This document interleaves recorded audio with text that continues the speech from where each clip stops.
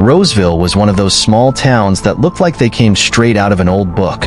With a population of just 3,500, everyone knew everyone. The streets were calm, the houses had porches with rocking chairs, and the children were still playing outside. Roseville was the kind of place where the doors were rarely locked and where people greeted each other with a nod and a smile. On Sundays, the city's church was packed, making it the most important meeting point of the week. Among the regulars at Roseville Baptist Church were John and Mary Parker, a couple who, for all intents and purposes, were the perfect example of devotion and faith. Married for 10 years, they had 2 young children and an impeccable reputation in the community. John was the manager of a local hardware store, and Mary spent most of her time at home taking care of the children and being involved in church activities. They were simple, humble people, with a routine apparently without secrets. But what no one knew was that, behind this facade of a perfect life, there was a side to the Parkers that no one could imagine.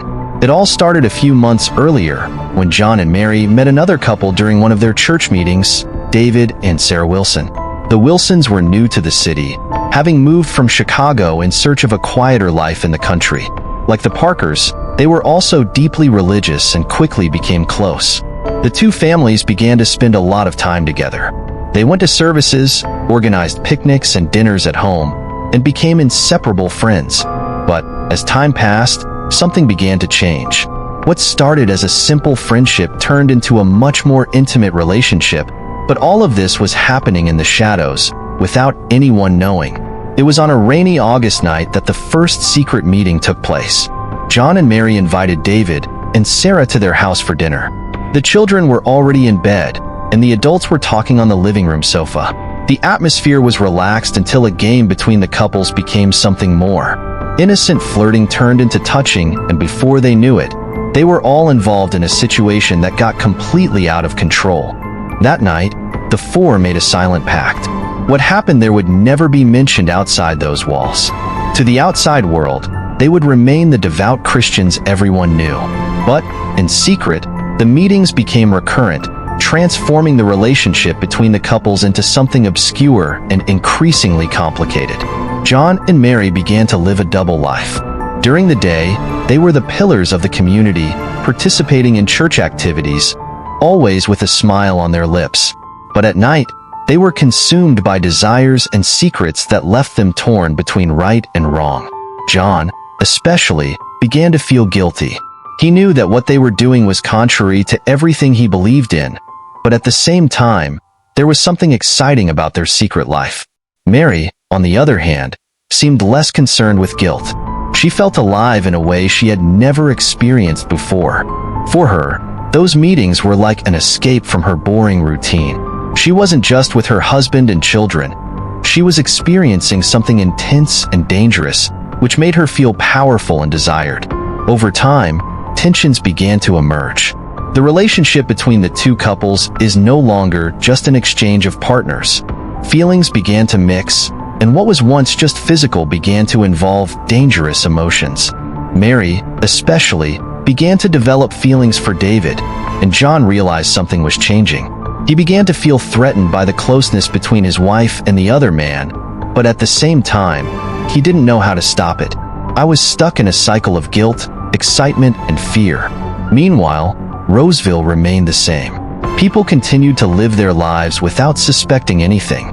The Parkers and Wilsons were seen as examples of perfect families, and no one could imagine what was happening when the city lights went out and the doors closed. But like every dark secret, theirs was also about to come to light in a brutal way. What the 4 didn't know was that the path they were taking would lead them directly to disaster. A game that began as an escape from monotony was about to spiral out of control, and the price would be high, very loud. At that moment, the couple still believed they had everything under control. But Roseville, with all its apparent tranquility, would never be the same after the events that would unfold in the following weeks. The dark secret they were hiding was about to explode irreversibly, and once it did, there would be no turning back. Thus began the descent into hell for 4 people who, in search of something beyond routine, opened the door to a nightmare that would change their lives forever. The night of September 22, 2018 would be remembered as the turning point in Roseville's history. It was a typical autumn night, with the air slightly cool and the sky covered by a dense layer of clouds. The streets were deserted, and dim streetlights illuminated the empty sidewalks.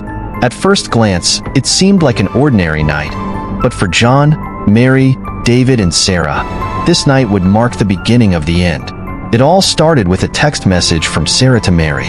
"We need to meet, just the two of us," she wrote, referring to John. In the last meetings, tensions between the couples were increasingly evident. John's feelings of guilt and jealousy were growing, especially as he realized that Mary and David were closer than he ever thought possible. Despite John's suspicions, he accepted the invitation to meet Sarah that night. They arranged to meet at the Wilsons' house, an old two-story house at the end of a dead-end street. It was a secluded place, perfect for keeping any activity away from the prying eyes of neighbors. Upon arrival, John was greeted by Sarah with a tense smile, which barely disguised the discomfort between the two. They spoke briefly in the living room, the tension in the air palpable. Sarah confessed that she was feeling increasingly insecure about the whole situation. She revealed that David was becoming obsessed with Mary, and this worried her. "It wasn't supposed to be like this, John," she said in an anxious tone. "David is different. He's taking this too far." As Sarah vented, John felt overcome with a mixture of relief and fear. He knew something was out of control, but hearing Sarah confirm his suspicions made him feel helpless. They talked for hours, trying to decide what to do. But as they discussed what should be a solution, they had no idea that, on the other side of town, something much more dangerous was happening. At the Parker house, Mary had invited David to talk too. She was worried about the future of that strange relationship, but her reasons were different. Mary was increasingly involved with David, and although it had initially been just a game, now her feelings were mixed. David, on the other hand, saw Mary as an escape from his frustrated life with Sarah. He was becoming obsessed, and it wasn't going unnoticed by Mary. The conversation between them was brief. It didn't take long for the tension between them to turn into something physical. In the Parkers' living room, the two kissed intensely, but at that moment, what should have been a secret meeting soon turned into a deadly confrontation. While Mary and David were together, David's phone started vibrating. It was Sarah. He ignored the first few calls, but she insisted. Finally, Mary convinced him to answer. David answered the phone with an irritated sigh, but what he heard on the other end left him completely silent. Sarah was desperate. She had told John about his feelings for Mary, and now John knew everything. "I don't know what to do, David. John is furious. He knows," Sarah shouted into the phone. David hung up quickly.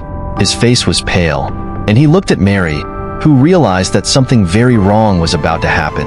David, in a fit of panic, began to dress hurriedly, trying to leave the house before something worse happened. But Mary, afraid of what that would mean for their future, tried to stop him. She grabbed his arm, begging him to stay and figure everything out together. But David was beside himself.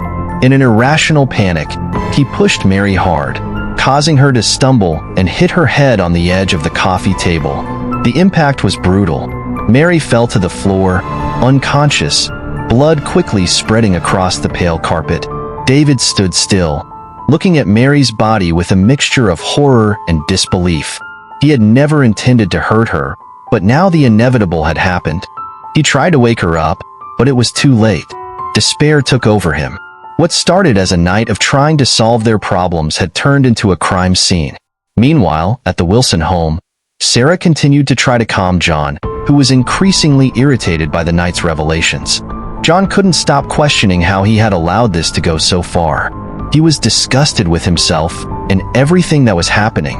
When Sarah's phone rang again, he felt his stomach drop. It was David. He, completely beside himself, hurriedly explained what had happened. John was silent. He knew that, at that moment, there was no turning back. He hung up the phone without saying a word, only with a look of shock and hatred taking over his face. From that point on, the lives of the four were irrevocably linked to a tragic fate. The quiet streets of Roseville, which once seemed immune to the chaos of the outside world, were about to be tainted by crime, secrecy, and the destruction of lives. The silence in the Parker home was oppressive. The only thing that could be heard was the sound of a leak dripping from the kitchen sink, mixed with the relentless ticking of the clock on the wall. Mary's body lay on the living room floor, motionless, a pool of blood around her head, soaking the once light beige carpet. David was still kneeling beside her, in shock. He couldn't process what had just happened. That wasn't part of the plan. It wasn't supposed to get to that point. But now he was trapped in a situation that had no easy way out. He stood up slowly, legs shaking, feeling the weight of guilt crushing his chest. He looked at Mary's body once more and realized that she was dead. There was no longer any doubt. The blood was dry in some parts, and his face was pale, lifeless. A whirlwind of emotions ran through his mind. Desperation, fear, regret. But most of all, he felt panic. David didn't know what to do. To escape? Call the police? Make up a story? Each option seemed worse than the other. He had shaking, blood-stained hands, frantically trying to wipe himself off on his pants, but the red marks only seemed to spread further. His mind was racing. He paced back and forth, trying to think of a way out, but his head was clouded with fear. It was then that he heard something. Someone was approaching the front door. David froze. The footsteps were getting closer and closer. Suddenly he remembered. John. He and Sarah were on the phone when it all happened. John knew that David was at Mary's house. I knew everything. And now he was there, outside. David ran to the kitchen door, trying to escape before John entered. But it wasn't fast enough. Just as he reached for the handle, the front door opened with a click. John was there, standing in the doorway, his face illuminated only by the dim light of the hallway. His gaze fell directly on Mary's body on the floor and then on David, who was standing like a statue in the kitchen entrance. Time seemed to stop. John didn't say anything for a few seconds. He just stood there, processing the scene. The man he called his friend was there, in the same room as his dead wife, his hands and clothes stained with blood. John's breathing became heavy, and his eyes, once filled with shock, began to fill with uncontrollable fury. "What did you do?" John finally managed to say, his voice low and shaking with anger. David raised his hands instinctively, trying to calm John. "I did not mean that. It was an accident." David tried to explain, but his voice sounded weak, almost inaudible. But John didn't want to hear explanations. He advanced into the room, his eyes fixed on Mary's body. Anger took over him in an overwhelming way. John's hands were shaking. His fists clenched so tightly his knuckles were white. He approached David, his entire body in tension, like a spring about to explode. "You killed her," John roared, his voice echoing off the walls of the house. David backed away, realizing he was in danger, but before he could say anything, John grabbed him by the shirt and threw him against the wall. The impact was strong, and David tried to free himself, but John was beside himself. He punched him in the face with all his strength, once, twice, 3 times.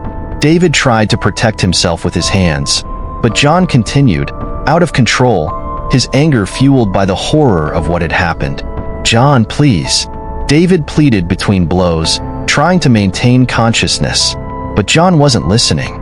All he could see was his wife's lifeless body, and the only thing that made sense at that moment was making David pay for it. Finally, David managed to break free, pushing John hard enough to knock him to the ground. He was panting, his face bloody from the blows. He knew that if he didn't do something quickly, John would kill him right then and there. On a desperate impulse, David ran into the kitchen and grabbed a knife that was on the counter. He raised the blade, his hands shaking, ready to defend himself. John rose from the ground, his eyes fixed on David and the knife in his hand. "Are you going to kill me now too?" John shouted, defiantly. David didn't respond. I was in a panic. I didn't want to hurt anyone else, but I knew John wouldn't stop until one of them was dead. The two stood there, in a deadly stalemate. For a few seconds that seemed like hours. The air was thick, filled with tension and fear. And then, John advanced again, ignoring the knife, driven only by the desire for revenge. In the next instant, the inevitable happened. David, in a desperate reflex, plunged the knife into John's abdomen. Silence took over the environment. John stopped, eyes wide, pain and surprise written all over his face. He looked down and saw the knife embedded in his body, blood beginning to flow. David dropped the knife, recoiling in horror at what he had just done. John staggered back, his legs giving out. He tried to speak, but his words came out as just a muffled whisper. With a last look of hatred and disbelief, he fell to the ground next to Mary's body. David, still in shock, fell to his knees. His eyes were fixed on the two bodies in front of him, his mind unable to process the reality of the situation. He had killed John, and Mary was dead. All that was left now was silence, broken only by the distant sound of sirens that were beginning to approach, cutting through the peaceful Roseville night. David knew it was the end. There was no more escape, and as the blue and red police lights illuminated the facade of the house, he realized that his life, like John and Mary's, was irrevocably destroyed. The darkness of the night was broken by the flashes of police sirens, illuminating the neighboring houses and creating a disturbing contrast with the deadly silence that dominated the Parker residence. The police officers arrived quickly, getting out of their vehicles with weapons drawn, prepared to face any situation. What they found, however, was a scene of absolute horror. David was sitting on the kitchen floor, leaning against the wall, his gaze lost and vacant. Beside him, the lifeless bodies of John and Mary lay on the white-tiled floor, now stained with blood. The smell of iron in the air was thick, almost suffocating, mixing with the unbearable weight of the silence. For the police officers, it was a sight that would leave a permanent mark on their minds. The first to enter the house was Detective Robert Allen, a middle-aged man with tired but sharp eyes accustomed to brutal crime scenes. Even with years of experience, nothing had prepared him for what he would see that night. "What happened here?" he asked David, although he knew the answers would be vague or distorted by confusion and dread. David didn't respond immediately.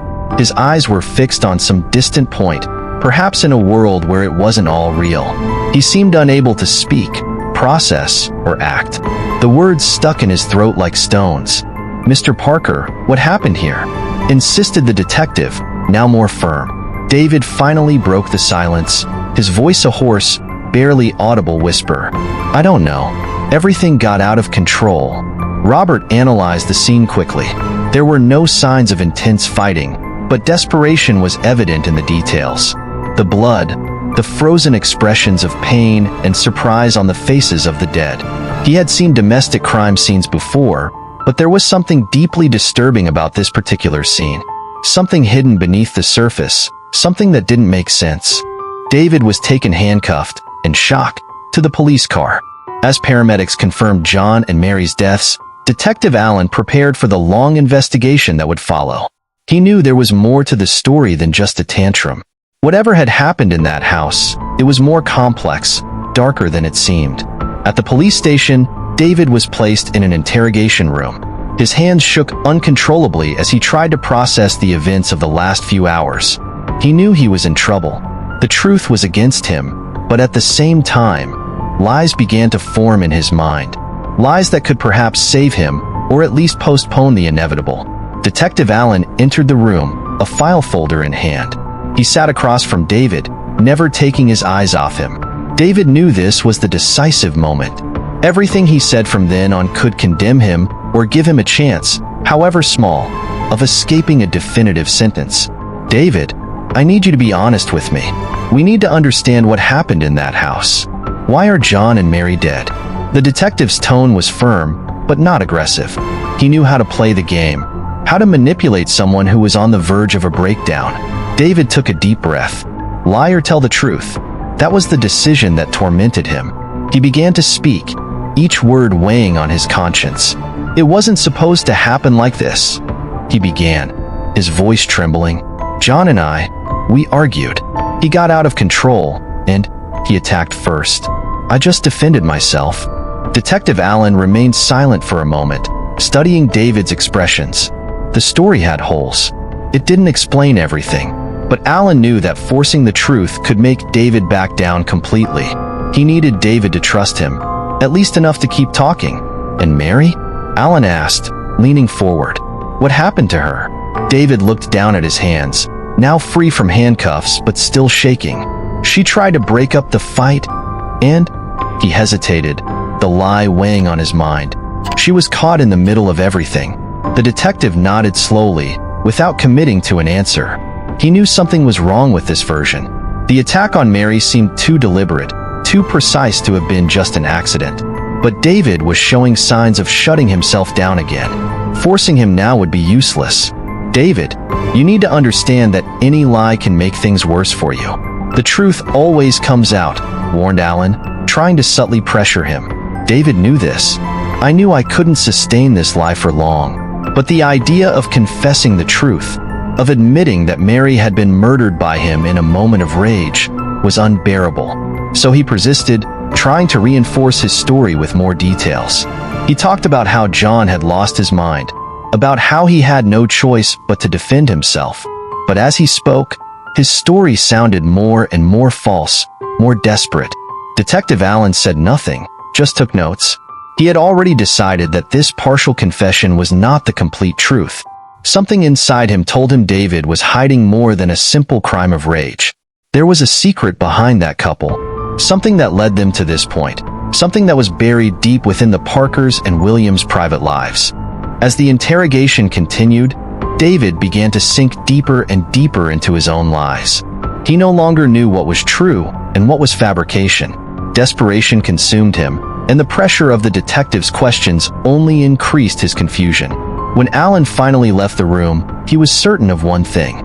The story was far from over, and David Parker was just at the beginning of his downfall. The city of Roseville now seemed to be a place where normalcy had been ripped away by a brutal act of violence. The Parker and Williams case had left an indelible mark on the small community, and the investigation was far from complete. With each passing day, the complexity of the case unfolded, revealing layers of secrets and lies that intertwined in frightening ways. Detective Robert Allen was determined to uncover the full truth behind the triple homicide. After weeks of intense investigation, he discovered that there was much more to the crime than David Parker had initially revealed. Conversations with friends and family of those involved, as well as financial and personal records, began to paint a dark and disturbing picture of the couple's secret lives. The final piece of the puzzle arrived in the form of a recording. At the police office, Allen watched the video on his computer with a grave expression. It was a security recording from one of the Parkers and Williams' frequent meeting places, a local cafe that served as a meeting place for the two couples. The recording showed John Williams and David Parker arguing heatedly, with Mary and Sarah Parker watching silently, a palpable tension in the air. In one part of the recording, John appeared to be extremely agitated, pointing at David with a threatening finger. The discussion revolved around what appeared to be missing money. The images did not clearly show the content of the argument, but the anger and disagreement were evident. With the recording in hand, Allen realized there was a financial motive behind the deadly disagreement. What seemed like a simple conflict between couples had much deeper roots. The Parkers' economic situation was in shambles, and a thorough investigation revealed that there was a large debt they had incurred with the Williams. The apparently friendly relationship between the couples had become a fertile field for conflict. On the morning of September 30th, police finally mounted an operation to arrest David Parker, after obtaining new evidence that indicated his direct involvement in additional crimes. There was a sense of tension in the air as SWAT units surrounded the Parker home, ready to act. The police had received an anonymous tip indicating that David was trying to escape the city and that there was a gun hidden in his residence. Inside the Parker home, David was desperate. Shock and fear had taken over him, and he was in a state of panic, trying to destroy evidence and prepare for the worst. The sound of sirens and SWAT footsteps echoed through the hallways, and reality was closing in on him like a prison. When the police raided the house, David was in one of the bedrooms, packing some of his things. He didn't expect the operation to be so quick, and for a moment he thought he could escape. But when the police entered, he raised his hands in surrender. His gaze was blank, the weight of events finally unfolding upon him. David was handcuffed and removed from the house, while officers began to search the place for more evidence. The atmosphere was charged, and the scene in the house showed the emotional devastation that David had suffered. The walls still had blood stains, and the metallic smell was still in the air. What Allen later discovered, when reviewing the evidence found in the Parker home, was even more disturbing. There were a series of documents and notes that indicated that David had planned a possible accident with the debt money as a way of forging a motive for the attack. Furthermore, the recordings and notes showed that the disagreement between the couples was not just about money, but also about swapping, which had become a dangerous and immoral game. David Parker's arrest marked the end of a story of betrayal, lies, and violence. The Roseville community was devastated by loss and shock. The narrative of a seemingly devout couple turned into a deadly nightmare, and the consequences were severe. David was finally brought to trial, and the evidence against him was overwhelming.